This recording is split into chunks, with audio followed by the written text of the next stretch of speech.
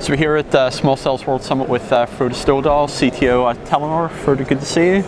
One of the interesting things you guys did with 4G was you switched to the 1800 megahertz spectrum band whenever the iPhone 5 was announced. How were you able to actually achieve this? Yeah, well, when the iPhone 5 was launched and it was only with the 1800 spectrum for Europe, it was kind of a surprise for the operators. We at that time had planned to launch 1800 a bit later that year, but will not then have get the first mover advantage with the iPhone. So what we had to do together with our macro vendor was actually to get the volume in right and make sure that we get all the equipment up to Norway from China, and then have a massive deployment of 1800, and we were more or less able to take the whole 4G market and be 6 to 8 months before our main competitors with this solution, which had to gain us quite a good advantage in the market space. Now your 4G offer is quite sophisticated and widespread across Norway. I was wondering if you could tell me a bit about how you're overcoming challenges with bringing 4G to more remote rural areas. Yeah, we have a goal that next year 9 out of 10 Norwegians should have 4G. And as you know, Norway is a huge country, but only 5 million people living there. So just recently we have now passed more than 70% of the population coverage by 4G. Now we are deploying it on to the rural and to the next 100, 200, 300 and 400 cities. The biggest challenge in some of these places, of course, is backhaul.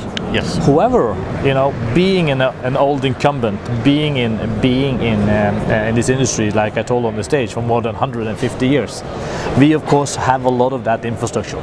So we can utilize part of our infrastructure from the fixed business to build backhaul to mobile stations, and to then be able to deploy 4G also out in the rural areas.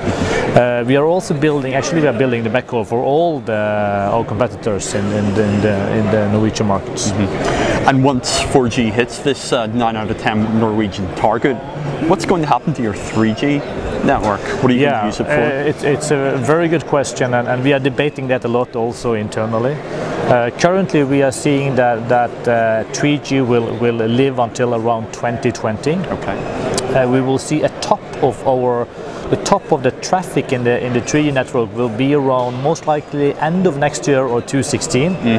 Actually, it's just recently the traffic in our 4G network has now already passed the traffic in the 3G network in the major cities. And I think what we are seeing in this industry is that things are happening much faster than what we are thinking.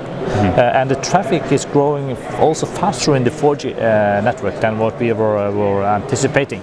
And what is extremely important, many people think that, why do we turn off the 3G network? We won't turn it off, and it's only from cost and electricity. But the main reason also is to free up spectrum.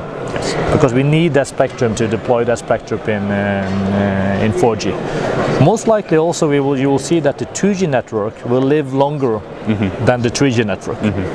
We are thinking of the 2G network maybe living as long as 2025, which is due to a lot of also machine-to-machine, of course, communications.